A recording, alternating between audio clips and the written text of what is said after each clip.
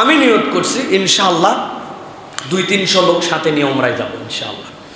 যারা যাবেন আশপাশে সকলে দাওয়াত দিবেন, ট্রান্সপারেন্ট যা খরচ হবে, শুধু ওই ভিসা প্রসেসিং আলাদের যে খরচ দিতে হয় 2-3 হাজার টাকা অফিসিয়াল খরচ, ধরেন সর্বোচ্চ যা খরচ এর উপর থেকে 5,000 টাকা তাদের লাভ, তাদের খরচ। এর বাহিরে ট্রান্সপারেন্ট আপনার বিমান ভাড়া কত, আপনার মক্কার হোটেল কত, মদিনার হোটেল কত, খাওয়া কত, ঘোরা কত, সব জানায় দেব। দিয়ে একটা সাকুল্যে যেরকম টাকা না হলেই নয় এরকম একটা প্যাকেজে আমি আমার ভাইদের সাথে নিয়ে একটা সফর করতে চাই। সুতরাং যারা এরকম নিয়ত করবেন এখন থেকে নিয়ত করেন, আশপাশে বলে রাখেন যে ইনশাআল্লাহ।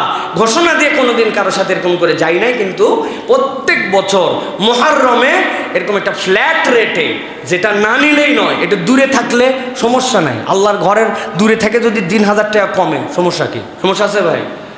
এক রুমে 3 জন থাকার কথা, জোর করে 4 জন থাকলাম, তাতে যদি আরো 2,000 টাকা কমে সমস্যা কি? এইরকম যাদের মেন্টালিটি তাদেরকে নিয়ে ভিআইপি লোকের জন্য জমজম টাওয়ার অ্যারেঞ্জ করে দেওয়া হবে, টেনশন নাই। আপনি খানায় কাবায় না গেলেও ওখান থেকে খানায় কাবা দেখতে পাবেন। কিন্তু যারা এই গ্রেডের তাদের সাথে মুহররমে একটা হজে যাব, মুহররমে একটা উমরায় যাব ইনশাআল্লাহ। এটা আপনাদের জন্য ওপেন অ্যানাউন্সমেন্ট দেওয়া থাকলো। খাতা থাকবে এই জায়গায়, নাম ঠিকানা লিখে দিয়ে যাবেন।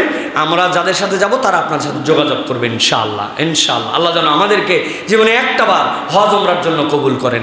1,15,000 থেকে 1,25,000 টাকার মধ্যে সব কমপ্লিট হবে, $1,000 অনলি ইনশাআল্লাহ। বলেন ইনশাআল্লাহ।